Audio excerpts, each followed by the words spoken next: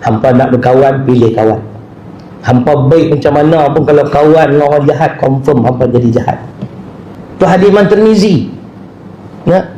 Manusia, kata Nabi SAW, dia suka ikut perangai kawan dia. Oleh itu perhatikan siapa yang kamu nak ambil atau nak jadikan sebagai teman. Sila pilih teman. Suratul Furqan, surah ke-25 ayat 28. Sebab tu Imam ayat ini kan, ya wailata laitani lam attakhidh fulanan khalila.